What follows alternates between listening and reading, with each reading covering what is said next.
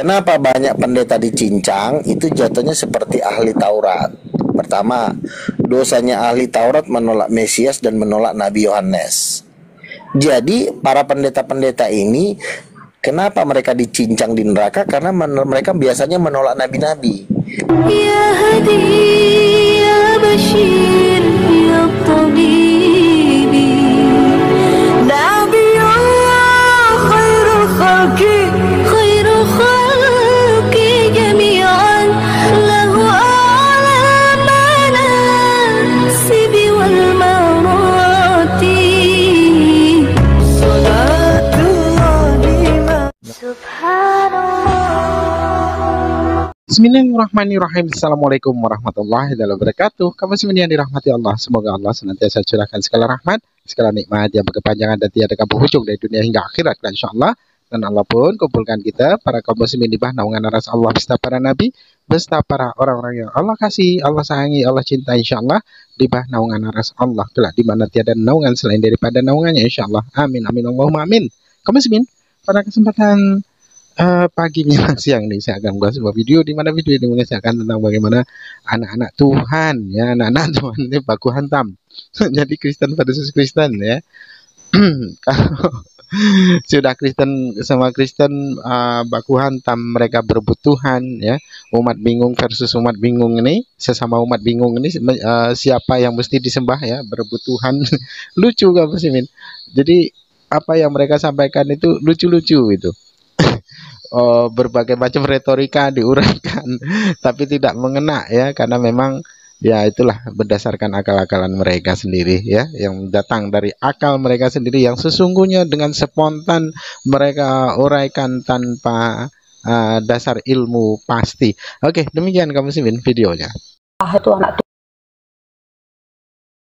tunggal Allah itu sama anak-anak. Nah, kalau sama Ibu Madalena sendiri disebut anak-anak Allah atau anak Allah? Sendiri Ibu Madalena. Anak, aku nggak berani dibilang anak Allah. Lebih bagus anak-anak Allah, anak-anak Tuhan. Ya masa aku anak Allah sih? Ah, kayak Yesus aja aku. Nggak berani ya, jangan bilang aku anak Allah. Lebih bagus anak-anak Allah. Gini, coba kita pahami anak Allah dengan anak-anak Allah. Meskipun aku sendiri lebih bagus aku dibilang anak-anak Allah. Itu loh. Tapi kalau kalian mau dibilang anak Allah nggak masalah. Kalau aku nggak berani. Anak Allah itu Yesus. Oke, saya baca ya. Iya, 1 Korintus itu kasih. Galatia 4 ayat 6. Dan karena kamu adalah anak, maka Allah telah menyuruh roh anaknya ke dalam kita, yang berseru ya Aba ya Bapa. Jadi kamu bukan lagi hamba melainkan anak. Jikalau kamu anak, maka kamu juga adalah ahli waris oleh Allah. Kita juga anak. Maksudku anak Allah itu kayak mana sih? Anak Allah yang merujuk ke Yesus, anak-anak Allah dalam konteks dan apa sih? Imanmu akan menuntun hidupmu. Nah, iya. itu yang dimaksud Bang Ion tadi, Bunda. Kata iblis ini juga adalah penentang, bukan berarti selalu disebutkan iblis itu yang bertanduk 4, yang selalu wujudnya nggak jelas. Iblis itu juga sifat. Iblis bertanduk 4. Kalau di pikiran saya iblis itu roh jahat. Iya, gitu lah. Di pikiran saya tanduk 4, 10 berapa nggak ada. Pikiran saya iblis itu roh jahat. Itu ada di Komal. Kenapa Pak? Bu, Jaya Abadi di Komal ada.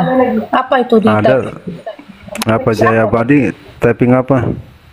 Itu iman Jaya Abadi mau juga lo yang dituntun.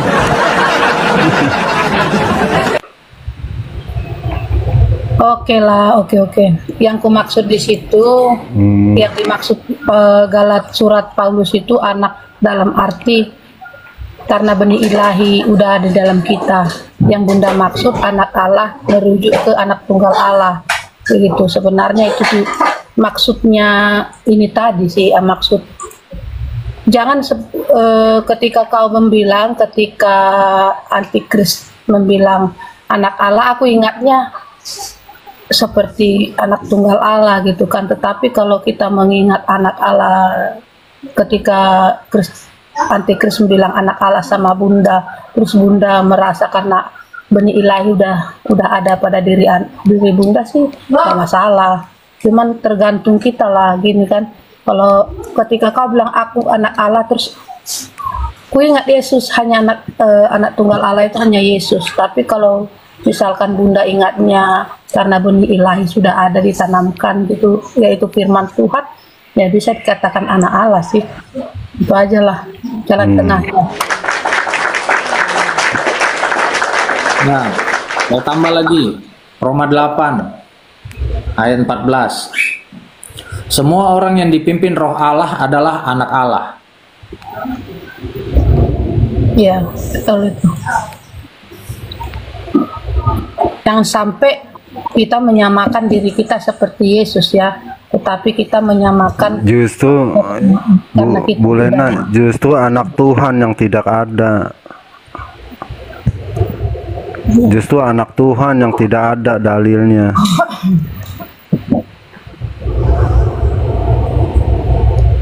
Coba di mana dalilnya anak Tuhan deh? Nggak ada. ya. Tapi kenapa Kalau sekarang anak- lebih nyaman membilang anak-anak Tuhan ya, meskipun nggak ada dalil? Ya, ya itu karena kenapa? Karena kita sudah apa ya? Satu perpaduan sama yang di sebelah lah ya, bahwa Tuhan itu Allah, Allah itu Tuhan. Itu. Nah kalau kita dibilang hamba Tuhan, yes, itu.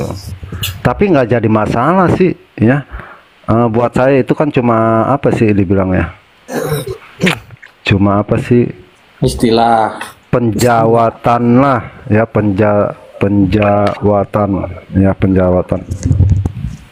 Anak Tuhan di dalam Alkitab nggak ada. Anak Allah ada. Tapi seringkali pemahaman seperti ini bertentangan, bro. Ya, Ya, coba silakan. karena aku juga udah sering ketika seorang Tritunggal menyamakan dirinya dengan anak, mengatakan dirinya anak Allah, bukan anak-anak Allah. Ada juga sebagian pemahaman Tritunggal itu menentang itu, gitu. Tapi kalau menurutku sih, misalkan dia mengatakan dia anak Allah, misalkan karena dia merasa benih ilahi atau Roh Kudus sudah ada di dalam dirinya, dia mengatakan dirinya anak Allah dan bukan menyamai dia seperti Yesus, itu nggak masalah gitu kan, nggak masalah. Tetapi kadang-kadang ada pemahaman Tritunggal lain merasa bahwa berarti kau sama dengan Yesus dong, nah, berarti kau mencuri kemuliaan Tuhan dong, kan begitu. Jadi Sebenarnya- maksudnya iya. Karena aku Sebenarnya itu juga framing. sebentar, karena aku juga udah lama di live chat ya, ketika kami berdiskusi di chattingan ya, di typingan. Jadi aku di sana memahami dalam hal apa sebenarnya yang seorang ini mengatakan dirinya anak Allah gitu ya. Karena aku orangnya gini, mencoba masuk ke dalam alur pikiran seseorang itu. Jadi kita mencoba mengerti apa yang dia maksudkan begitu ya kan teman-teman. Jadi mungkin seperti inilah. Apa kok, Bu? Anak-anak Tuhan ada kok. Anak-anak Tuhan ada di Ulangan 14 ayat 1. Sekarang baru Bunda mengerti. Anak Tuhan nggak apa-apa. Ya. Oh ada ya. Kalau anak Tuhan yang nggak ada, kalau anak-anak Tuhan ada. Ya. Anak-anak Tuhan itu nggak, anak Tuhan nggak ada. Makanya sekarang Bunda ngerti, oh mungkin inilah yang dimaksud seseorang itu kan begitu. Sampai rame di typingan hanya perkara dia merasa dia Tritunggal, tapi dia merasa anak Allah begitu. Dan Tritunggal yang lain berkata anak Allah itu hanya satu, yaitu anak tunggal Bapa Yesus. Kau menyamakan dirimu dengan Yesus kan begitu. Jadi ketika antikris mempertanyakan itu sama Bunda tadi, Bunda mikir, oh mungkinlah ini maksudnya gitu kan. Terima Ini kasih ya. Terima kasih. Bu Lena ya. Kenapa sih kita bisa disebut anak Allah? Kenapa sih? Yang tadi di ayat Roma 8 ayat 15 sudah jelas ya. Sebab kamu tidak menerima roh perbudakan yang membuat kamu menjadi takut lagi, tetapi kamu telah menerima roh yang menjadikan kamu anak Allah. Oleh itu kita berseru ya Aba ya Bapa.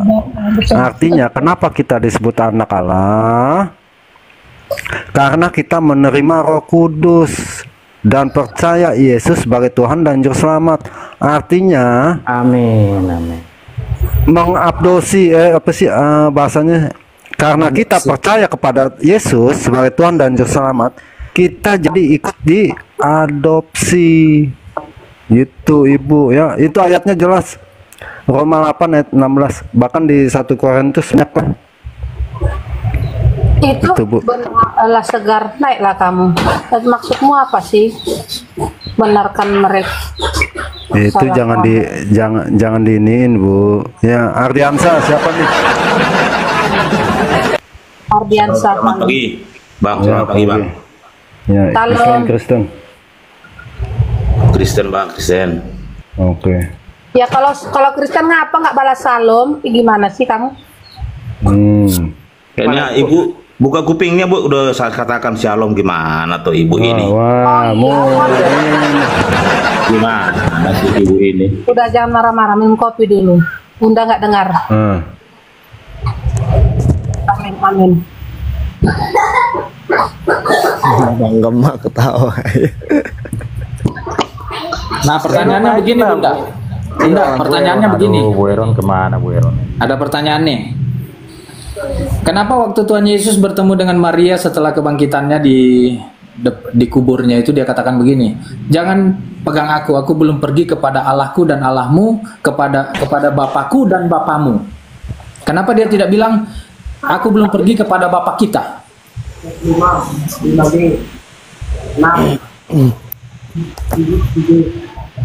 Nah, oh, sama aku ya?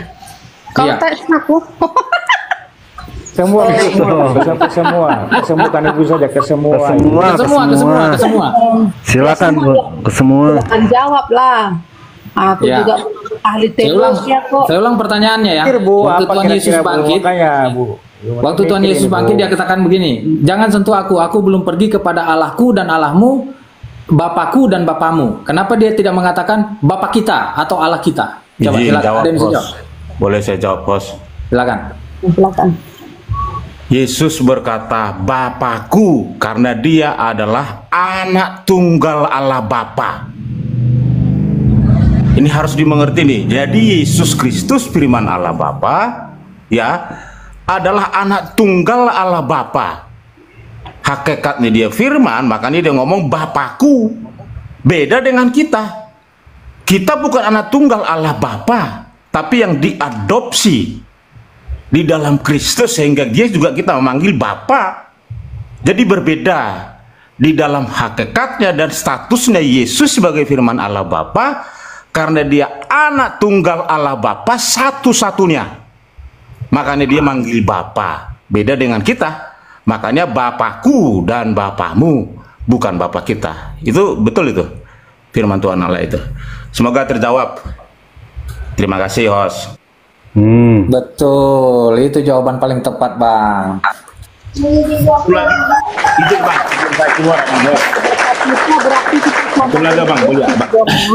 Di dalam 2 Yohanes 1 ayat 3 ya. Anugerah rahmat dan damai sejahtera dari Allah Bapa, dan dari Yesus Kristus anak Bapa. Ini tolong nih Yohanes nih.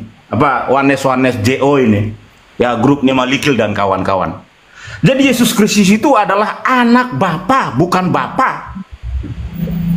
Ya, tadi pagi saya renungkan ini rekan-rekan. Jadi kalau ada yang mengatakan Yesus adalah Bapa, dia adalah antikristus. Bapak Ibu bisa baca di dalam 2 Yohanes 1 ayat 4 sampai yang ke-11. Bahkan kita tidak boleh memberikan salam bagi mereka karena mereka antikristus dan tidak memiliki Allah. Coba Bu baca nanti dalam surat Yohanes yang kedua pasal 1 ayat 4 sampai yang ke-11. Makanya kemarin si Kesia yang buat pendeta di depan sama si Saranda itu, mereka mengatakan shalom kepada saya tidak jawab. Karena mereka antikristus dan tidak memiliki Allah. Alkitab yang berkata. Makanya Rasul Paulus berkata di dalam sini ya, kamu harus berdiri, berteguh, berakar, dan bertumbuh di dalam pengajaran yang saya ajarkan kepada kamu. Ya khusus ya yang buat Oneness nih, Joshua Theo dan Samuel Syahan dan kru-krunya, ya saya paling keras menentang pengajaran mereka. Itu pengajaran bukan Alkitabiah. Itu mereka antikristus, pengajar palsu. Sorry Bapak Ibu nih, saya ganti-ganti akun nih. Pasti Bapak Ibu dengar saya lah. Dari 10 tahun lalu saya sudah ber-YouTube. Ya, jadi mereka adalah pengajar palsu. Sorry, disclaimer, saya nggak membenci pribadinya Bapak Ibu semuanya, tapi saya membenci pengajarannya. Bukan Bapak yang disalib seperti kata Joshua Theo, seperti Paul Zhang.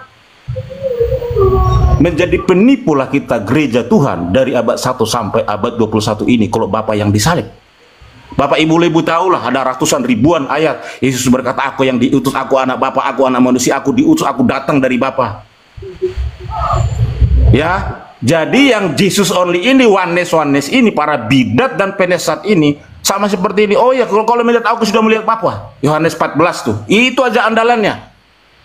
Seorang anak telah lahir bagimu disebut Bapa yang kekal. Itu saja ayat-ayatnya itu. Padahal dia tidak mengerti Yohanes 14 itu. Engkau melihat aku, kau melihat Bapa, coba baca satu perikop itu. Itu kan berbicara pekerjaan-pekerjaan anak yang anak lakukan. Apa yang anak lakukan adalah Bapa lakukan. Percayalah pekerjaan-pekerjaan yang anak lakukan itu, engkau sudah melihat aku, kata Yesus. Bukan berbicara engkau sudah melihat aku, sudah melihat Bapa. Tidak. Berbicara pekerjaan, kalau nggak salah ada 4 kali di situ di underline. Pekerjaan-pekerjaan yang anak lakukan adalah pekerjaan-pekerjaan yang Bapa lakukan. Percayalah apa yang anak lakukan, pekerjaan-pekerjaan itu, engkau sudah melihat Bapa di dalam anak.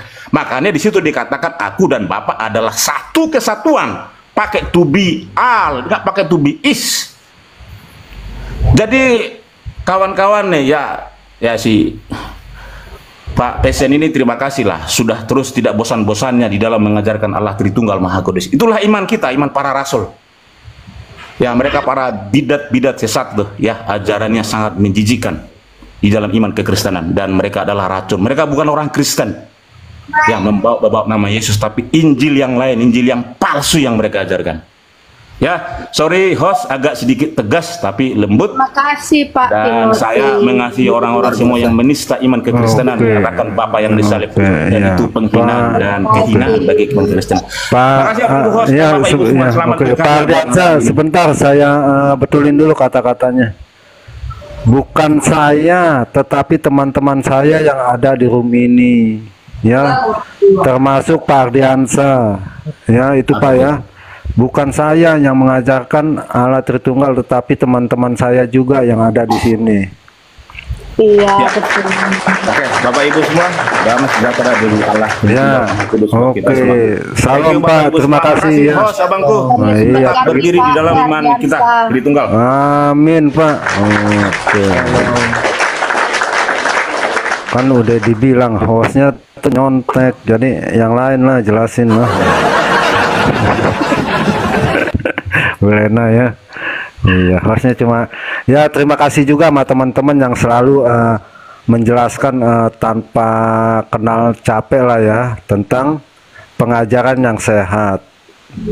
Dan juga saya selalu arahkan kalau mau pendalaman lebih lanjut ke room-room yang sudah validasi lah, artinya yang sudah mumpuni lah ya gitu. Kalau saya kan sekali lagi nyontek doang saya bisa. Ya Bu Lena ya, nyontek aja. Cuma kalau ditanya tentang Alkitab saya pasti jawab gitu. Iya.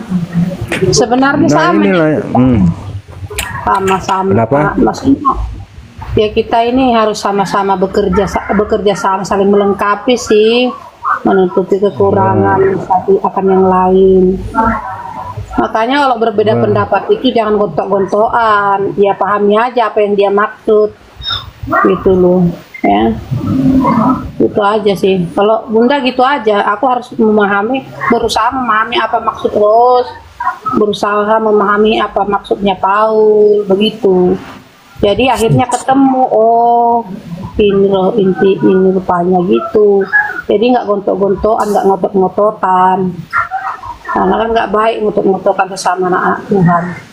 Setuju, Bun. Kalau dari aku sih sebenarnya bukan ngotot-ngototan ya. Kalau Bang Ion sendiri yang aku tahu lebih ke supaya nggak tindih-tindihan, timpang tindih gitu loh cara sistem bicara. Iya, makanya Bunda bilang tadi, aku harus memahami apa maksudmu gitu loh, masuk ke dalam alur pikiranmu, oh gitu. Jadi nggak timbul emosi gitu loh maksudnya, nggak timbul perbedaan, maksudnya berbeda tapi sama kan gitu.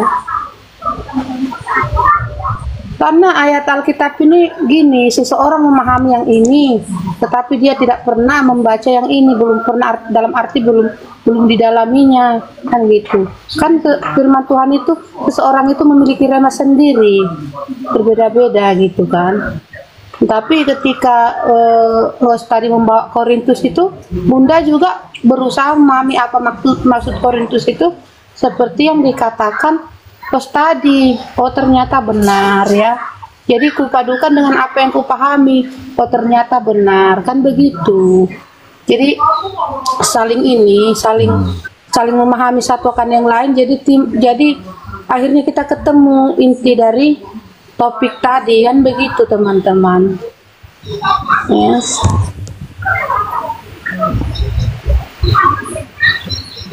Iya.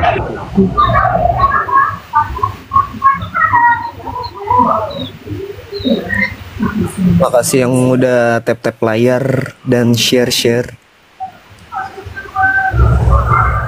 Ya, Bunda naik lagi lah, Bunda. Bunda Erok mana? Bunda sayang. Ayo Bunda. Kenapa Bunda itu turun tadi? Bunda. Ya kan saya bilang, ini saya lagi ngomong nih ya.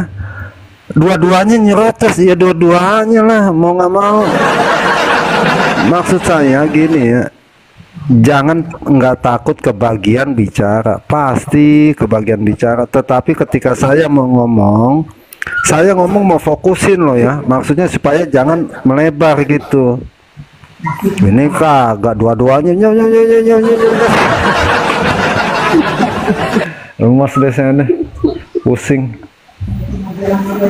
Jadi Bu Host, Maksudnya sabar dulu lah ketika ya silakan. Manusia itu memiliki karakter masing-masing. Ada yang sensitif kayak kulit bayi, ada yang tegar Jadi Host juga harus tahu sifat-sifat orang, Host. Ayo Bunda naik lagi, Bu. kalau saya bilang ya beda pendapat is oke. Iya. Ya Bunda naik lagi tuh, ada ini tuh. Ya udah. Gara-gara itu saya kepikiran sampai cari ini artikelnya loh. Ya carilah Pak. Ya, Saya memang. kasih kesempatan. Memang saya senang seperti Ternyata ada yang setuju bahwa iblis tahu. Pendeta Imam Yonggi, sebentar saya biar kalian lihat sendiri aja lah, malas baca panjang. Yo, lo dari tadi baca melulu. Yo, jadi PR. jadi bagusnya Kalian baca sendiri ya. Di kok kalian baca sendiri. Pak, kita referensi masing-masing gimana? Ini panjang ini, coba besarin dulu. Gimana ini? Ya sebentar. Dibilangin kan cara contekannya beda-beda. Gimana, ada yang di paha, ada yang di tangan. Apakah iblis, para setan mengakui kealahan Yesus kan itu? Nah dijawab apa ini? Oh itu mengakui beda dengan mengetahui. Mengakui dengan mengetahui beda. Nah dari sini lah ya. Itu, Pak. Kok sama apa enggak nih Bu Lena? Apa? Mengakui sama mengetahui sama nggak nih teman-teman? Mengakui sama mengetahui Tidak sama. nggak sama tuh, kalah pendapat tuh. Sebentar. Oke. Waktu Yesus datang dia mengakui bahwa Yesus Allah sama aja tuh. Mengakui kuasa. Nah udah ini aja kita harus jadi perdebatan Dewan. Ya beda lah.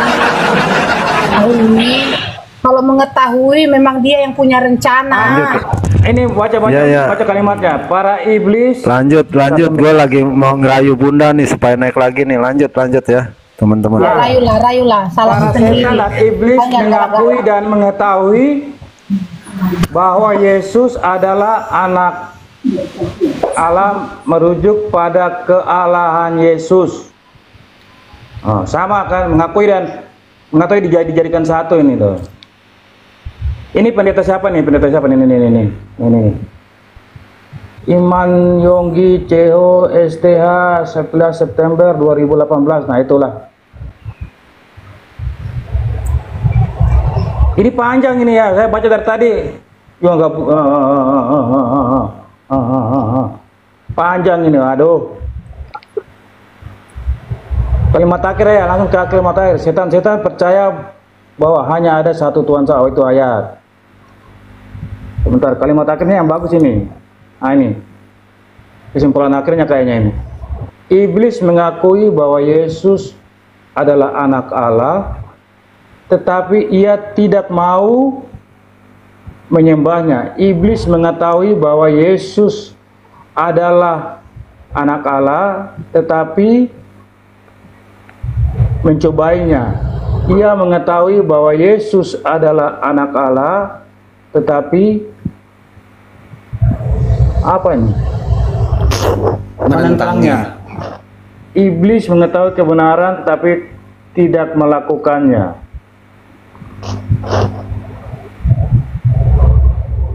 Kenapa banyak pendeta dicincang? Itu jatuhnya seperti ahli Taurat. Pertama, dosanya ahli Taurat menolak Mesias dan menolak Nabi Yohanes. Jadi para pendeta-pendeta ini, kenapa mereka dicincang di neraka? Karena mereka biasanya menolak nabi-nabi. Makanya kan Yesus berkata dalam Matius pasal 23, "Hai kamu bangsa Israel, kamu selalu membunuh para nabi-nabi, menganiaya para nabi." Itu dari zaman dulu itu kasusnya sama. Kasus di zaman Yesus sama kasus sekarang. Lalu pendeta benci nabi-nabi, kan selalu nabi-nabi ini, pendeta selalu iri hati dengan para nabi. Kenapa dia iri?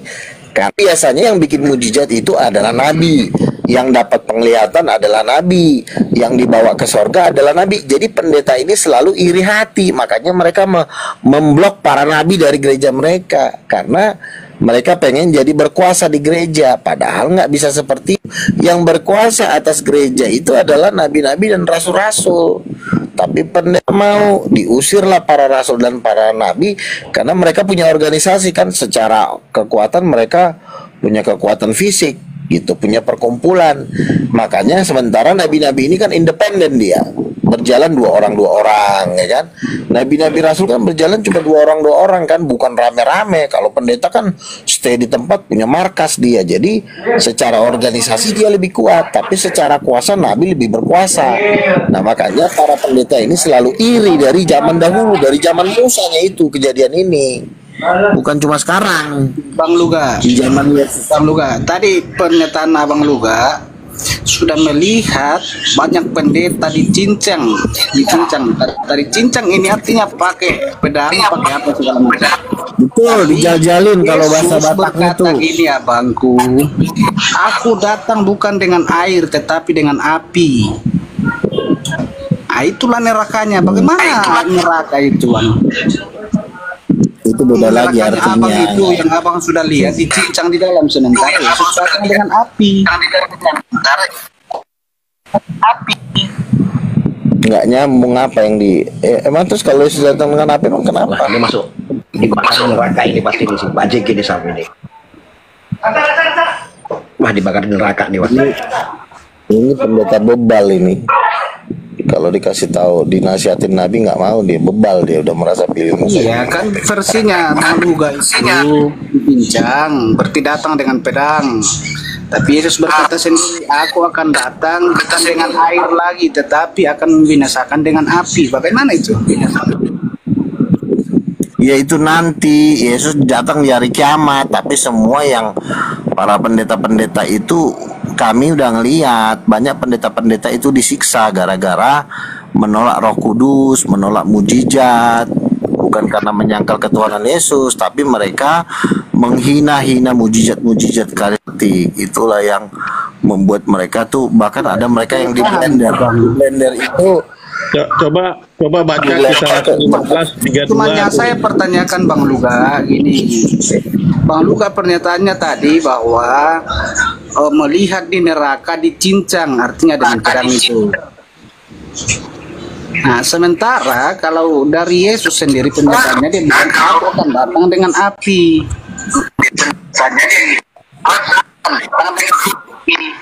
terus hubungannya apa sih? Nerakanya Kita mengenai ngapain kelihatannya abang? Sambung loh. Yang ditanya apa, yang dijawab apa, nggak nyambung. Apa sih yang ngomongin kamu? Coba baca kisah Rasul 15 ayat 32, coba 31-32. Tuh, orang Kristen mah nabinya banyak. Itu udah Yesus sudah naik ke surga ya. Ini cerita ini udah ada Nabi Agabus, ada Nabi Yudas dan Silas. Itu orang Kristen semua. Jadi jemaat Kristen itu memang ada nabi-nabi. Mesti jemaat itu harus ada nabi supaya apa? Menyampaikan pewahyuan apa yang kita mesti kerjakan, apa yang mesti itu dari roh wahyu, karunia masing-masing gitu loh. Saya paham itu Bang Ivo. Cuman yang saya pertanyakan, neraka versi Bang Luga tadi sampaikan dengan kedatangan Yesus yang neraka versi hukuman versi Yesus. Kamu kan nggak lihat, kamu terima aja dulu. Kamu kan nggak lihat, belum pernah ke neraka. Itulah yang dia bilang tadi. Kalau kau belum pernah ke neraka, setidaknya kau diam. Kecuali kau udah pernah ke neraka. Bang, ternyata kemarin saya ke neraka, ternyata abang bohong. Di neraka ada pom bensin, bang. Kemarin abang bilang nggak ada pom bensin. Kemarin saya udah diajak sama Lucifer. Tapi memang sebelum saya diajak Lucifer, saya dipakai Korea Utara mau cerita apa? Tanya sama orang yang udah ke Korea Utara. Gitu loh. Kalau Bang Luga udah ke neraka ya udah itu cerita gitu ya udah kayak gitu. Kita nggak pernah nanti kesana. kau bantah kalau kau sudah ke sana, Bang. Ternyata kemarin saya diajak Lucifer ke neraka. Ternyata abang bilang ada pom bensin dan neraka, ternyata nggak ada. Berarti Bang Luga bohong. Kalau kamu udah ke neraka. Nah kalau kamu belum pernah ke neraka, dia muncung kau itu doang. Ini Bang Luga, pahami pertanyaan saya Bang Luga ya, pahami. Itu gini, neraka itu mungkin sebutan aja, mungkin maksudnya tuh maut, kerajaan maut. Ini loh, gitu. Bang Luga itu atau jurang maut maksudnya, cuma sebutnya neraka gitu loh. Masalah bahasa aja. Bang Ivo. Ya, dia tadi Bang Luga tadi nyebutnya secara detail. Melihat langsung gitu loh Bang. Dia di neraka disiksa ini, dicincang gitu kan. Nah sementara di Alkitab dia bilang saya belum pernah ke neraka, makanya nggak tahu. Nah itu makanya, karena versi Bang Luga ini yang saya pertanyakan ini. Makanya saya bilang di Alkitab bilang aku akan datang bukan dengan air, tetapi kalau dengan orang api. yang punya kasih ya, orang yang punya kasih itu mempercayai segala sesuatu.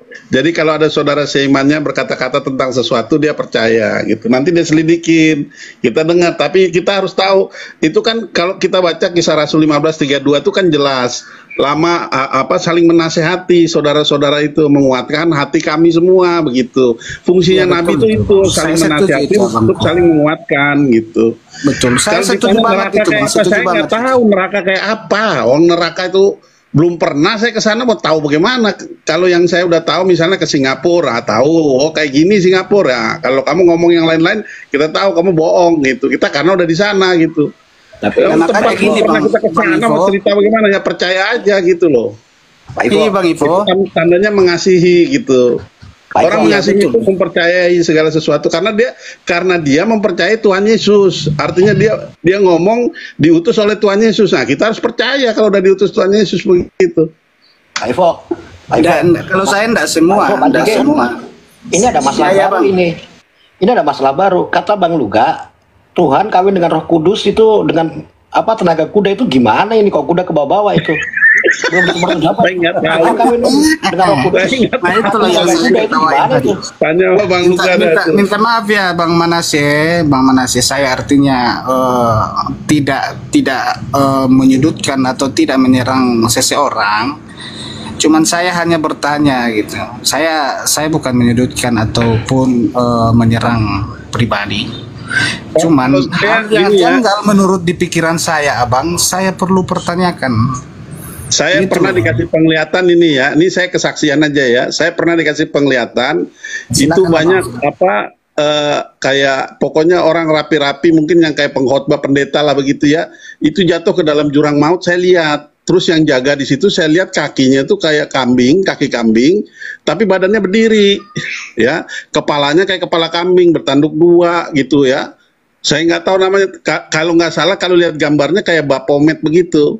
Nah itu ada di jurang maut. Itu penglihatan aja saya lihat gitu. Tapi saya nggak cerita-cerita, saya nggak ngaku nabi, nggak. Cuman saya melihat bahwa banyak orang-orang memang yang ajar salah-salah masuk ke dalam jurang maut situ. Saya nggak bilang neraka gitu karena nggak disebut neraka.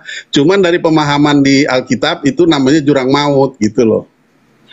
Kalau Bang Luga itu kan dia mungkin datang ke penjara-penjara itu. Saya nggak datang ke penjara-penjara itu, nggak ngelihat. Nah, betul Cuma itu, kalau Bang. jurang mautnya saya lihat gitu. Saya dikasih lihat itu jurang maut untuk pengajar-pengajar palsu dan lain-lain itu saya lihat jatuhnya ke sana. Jadi itu kesaksian aja, tapi ya orang Kristen udah tahu lah kali itu artinya kesaksian yang umum. Mungkin kan pada saat itu saya belum ngerti, belum tahu, makanya dikasih lihat gitu. Kalau orang Kristen yang lain-lain mungkin udah lihat, udah tahu gitu. Makanya saya tidak Betul itu, tanggapi betul itu tadi. Pak Ivo. Makanya Betul saya itu. tidak tanggapi tadi Bang Luga pas dia bicara bahwa dia pernah dibawa ke neraka gitu loh, dan dikasih penglihatan melihat ini. Saya tidak tanggapi karena saya bilang ya itu kan artinya kesaksian dia kan, kesaksian Bang Luga itu sendiri. Iya. Itu penglihatan. Masing-masing kan ada Tapi punya kesaksian sendiri-sendiri. yang saya tidak terima adalah ketika dia mengklaim atau menghakimi organisasi atau someone. Gereja saya dulu ya, waktu saya dibaptis itu diserang orang ya. Itu persis kejadiannya seperti yang Bang Luga cerita itu. Jadi ada malaikat banyak yang kelilingin. Itu waktu gereja saya begitu. Jadi mereka yang nyerang itu baku pukul sendiri. Waktu nyerang kami gitu. Cuman ya itu nggak usah dibesar-besarkan lah. Itu kejadian tapi gitu loh. Jadi karena menghambat untuk gereja kami tumbuh gitu, izinnya apa untuk kan itu gereja masih baru, tanahnya luas dan di daerah pemukiman mewah begitu. Maksudnya saya Itu gini, kejadian. Betul itu Bang Ivo, itu sangat betul itu. Iya betul Iya, itu. makanya saya bilang saya sama Bang Luga ini, soalnya saya ya boleh dibilang sealiran lah. Saya kan juga karismatik ya, dari karismatik, jadi ngalamin yang hal-hal begitu. Cuman untuk gereja yang nggak ngalamin ya emang agak aneh begitu. Ya, bahkan dia akan selalu berseberangan terus karena memang dia tidak mendapatkan penglihatan sehingga dia selalu mengkaitkannya itu dengan kontekstual, ya kan? Nah, kontekstual ini sebenarnya dia itu harus benar-benar merenungkannya secara dalam. Dia tidak bisa merenungkannya hanya seayat dua ayat, seayat dua ayat. Nah, justru karena dia merenungkannya itu seayat dua ayat, nah itulah yang menjadi menjudge bahwa penglihatan itu salah, ya kan? Karena kelemahan orang-orang yang hanya pengetahuannya secara kontekstual, pasti dia akan berseberangan. Dia nggak akan bisa bersatu, ya kan? Karena memang penglihatan Tuhan itu sudah sangat luar biasa sehingga orang yang tidak dibukakan matanya oleh Tuhan, kan Tuhan ini juga berbicara begini. Kita datang sama Tuhan itu kita itu orang-orang yang dipanggil loh sama Tuhan. Kalau kita tidak dipanggil sama Tuhan, tidak akan bisa datang sama Tuhan. Percaya, mau jungkir balik kita belajar firman itu nggak akan bisa. Makanya itulah perlunya percaya kepada adanya penglihatan, itu perlunya ada begitu. Kalau enggak ya udah kita hanya berbicara sebagai seorang anak Tuhan yang dibilangi itu hamba-hamba kontekstual. Hanya kontekstual aja, ya kan? Kalau nggak kontekstual ya udah dia nggak akan bisa nangkap. Sedangkan kita ini kan berbicara firman Tuhan ini kan kita ujungnya ini kan kita bicaranya sorga. Ngapain kita bicara data tapi kita nggak masuk sorga, iya kan? Nah poinnya kan ke situ. Lebih bagus orang yang tidak terlalu menguasai data tapi ujungnya dia masuk sorga. Pilih mana coba, ya kan? Ya betul, kontekstualnya kan ke situ aja. Gini Bang Manasih, satu kutipan itu saya sambung dari Bang Manasih tadi. Dia bilang banyak yang awalnya belum mengenal Tuhan, tetapi pada akhirnya dia mengenal Tuhan dan diselamatkan gitu. Banyak. Itu tertulis sendiri. Nah, itu saya akui itu. Tapi yang tadi saya kasih keterangan bahwa kalau misalnya penglihatan Bang Luga itu oke, saya tidak tanggapi, itu artinya dari dia sendiri. Tapi ketika dia mengklaim atau menghakimi satu organisasi atau seseorang, maka itu yang saya tidak terima, Bang. Karena apa? Di dalam Alkitab itu sendiri dia bilang, jangan engkau menghakimi, karena penghakiman itu hanya milik Tuhan. Nah itu loh, penghakiman hanya milik Tuhan gitu. Nah inilah kesalahannya Bang JG nih, ya kan? Ini cuma nasihat-nasihat aja yang bisa diterima. Jadi kalau bukan dari Tuhan nggak kejadian, nggak usah bagaimana nasihatnya tadi itu, Bang? Tapi kalau dari Tuhan ya kamu mesti bertobat begitu. Kalau dari Tuhan jadi harus itu gini. bertobat. Ya, jadi itu narasinya sama, kita balik lagi kayak Raja Daud dan Nabi Nathan, ya kan? Nah, seandainya sekarang kalau Raja Daud mau mengelak, ya kan, ngeles, dia akan demikian tadi kawan sini baku hantam, bahkan muncul pula ya, datang pula Nabi Luga, nabinya orang Kristen, sehingga datang nabinya nabinya mau dikeroyok ramai-ramai. Lucu memang Kristen ini, memang ya bikin kita tertawa ya, kadang-kadang ya bikin kita geli, bikin kita jadi aneh gitu ya, ketika kita berpikir kenapa ya orang-orang itu kok tidak dapat mencerna dari apa yang Yesus sampaikan di dalam kitab mereka, yang dimana Tuhan itu satu, dirinya ini tidak lebih besar dari yang mengutusnya gitu. Seorang utusan tidak lebih tinggi dari yang mengutus, seorang hamba tidaklah lebih tinggi dari tuannya. Ini seharusnya kan sudah menjelaskan bahwasanya Yesus ini hanyalah seorang manusia biasa yang diutus oleh Allah itu sebagai seorang nabi. Lah ini malah kalau Tritunggal ini ya, Tuhannya itu 3 namun dikemas menjadi 1. Nah, kalau oneness itu ekstrim lagi. Jadi bahwasanya tidak ada anak, tidak ada bapak, pokoknya Yesus itu ya Tuhan ya, Allah itu sendiri gitu ya. Berdasarkan Yohanes 1 nomor 1, padahal itu bukan perkataan Yesus, itu perkataan orang ya. Entah siapa yang mengatakan itu pun tidak diketahui hingga detik ini. Namun mereka percayai bahwasanya itu adalah firman Tuhan. Itu seharusnya kalau memang kalau tidak menggunakan akal, tidak menggunakan pikir, maka akan sesat dalam pemahaman ya. Jadi akan bikin umat Islam itu jadi tertawa kalau tengok Kristen versus Kristen itu baku hantam gitu ya, sama-sama tidak nyambung padahal. Baik kamu Simin, mungkin hanya itu saja yang dapat saya sampaikan, dan saya Irul Desani. Wassalamualaikum warahmatullahi wabarakatuh. Ya Hadi ya Bashir ya Tabib.